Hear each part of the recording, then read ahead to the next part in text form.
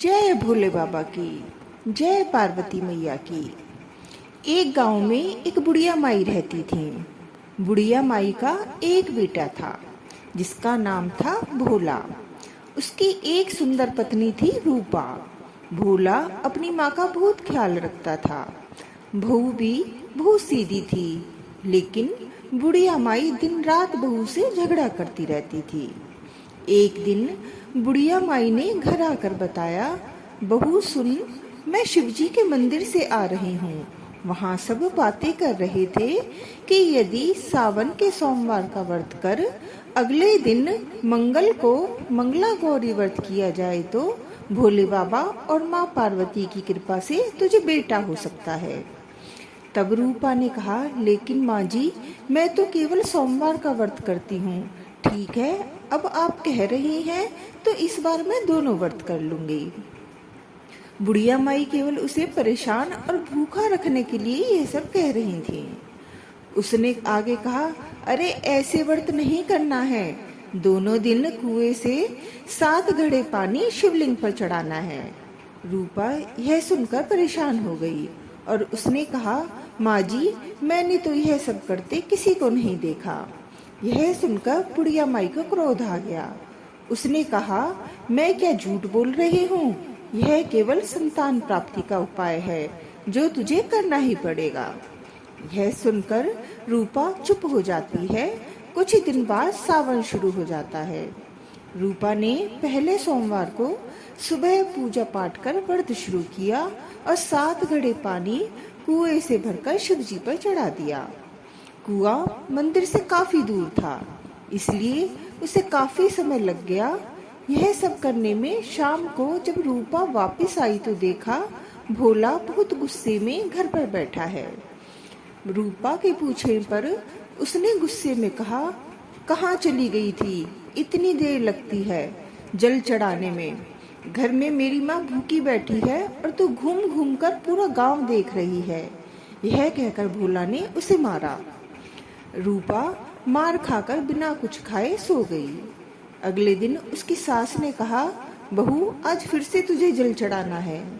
यह सुनकर रूपा ने कहा, माँ जी, कल से मैंने कुछ नहीं खाया है और इनकी मार से मेरा पूरा शरीर दुख रहा है। आज मैं कलश कैसे उठा पाऊंगी? यह सुनकर बुढ़िया ने कहा, कुछ भी कर, लेकिन यह तो तुझे करना ही पड़ेगा। रूपा पूजा करने चल दी। मंदिर में पूजा करने के बाद वह कुएं पर आई। बड़ी मुश्किल से उसने पहला कलश भरा और चल दी, लेकिन कुछ दूर चलने पर वह गिर पड़ी और उसका मटका भी टूट गया। रूपा एक पेड़ के नीचे बैठकर रोने लगी। तभी वहां एक साध्वी आई। उसने कहा, बेटी, क्यों रो रही है? रूपा ने रोते हुए सारी बात बता दी। उसकी बात सुनकर साध्वी ने कहा, बेटी, तू एक काम कर, 1 लोटा जल का ले और उसमें से 7 बार थोड़ा थोड़ा शिवलिंग पर चढ़ा देना और घर जाकर अपनी सास से कहना, मैंने चढ़ा दिया। रूपा ने कहा, लेकिन यह तो झूठ होगा और मेरा मटका भी टूट गया। तब साध्वी ने कहा, यह लो लोटा, इसमें जल भरकर चढ़ा दे और इसे घर ले जाना, लेकिन छिपा कर रख देना। रूपा ने ऐसा ही किया। दोपहर को वह घर पहुंच गई। बुढ़िया माई के पूछने पर उसने वही बता दिया जो साध्वी ने बताया था। शाम को माँ मंगला की पूजा कर उपवास पूरा किया। इसी तरह 2 मंगला गौरी व्रत पूरे हो गए। लेकिन जब तीसरे व्रत की बारी आई तो बुढ़िया माई चुपचाप रूपा के पीछे गई। उसने सब देख लिया। बुढ़िया माई ने घर आकर अपने बेटे को सब बता दिया। भोला ने फिर रूपा को मारने के लिए जैसे ही हाथ उठाया, माँ पार्वती प्रकट हो गई। उन्होंने कहा, रुक जा भोला। यह सुनकर भोला रुक गया। बुढ़िया माई माँ पार्वती के पैरों में गिर गई। भोला भी माफी मांगने लगा। माँ पार्वती ने कहा, माफी मांगनी है तो इससे मांग जो तेरे और तेरी माँ के जुल्म सहकर भी पत्नी धर्म निभा रही है। भोला ने रूपा से माफी मांगी। बुढ़िया माई ने कहा, बेटी, मुझे माफ कर दे। तुझे परेशान करने के चक्कर में मैंने यह सब कहा था। रूपा ने कहा, माँ, इस संसार से मेरा मन भर गया है, आप मुझे अपने साथ ले चलिए। पार्वती जी ने कहा, ठीक है, आज से तू मेरी कृपा से जंगल में एक आश्रम बनाकर भक्ति करेगी, लेकिन इन दोनों को सजा मिलेगी। रूपा ने कहा, माँ, इन्हें माफ कर दीजिए। यह सुनकर माँ पार्वती ने कहा, आज तुम्हारी बहू के कारण तुम्हें जीवन दान मिला है।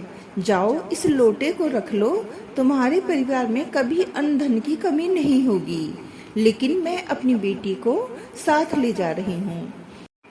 माँ की कृपा से रूपा ने एक आश्रम बनाया जिसमें बहुत सी स्त्रियां जो घर में दुखी थीं आकर भगवान की भक्ति करने लगीं।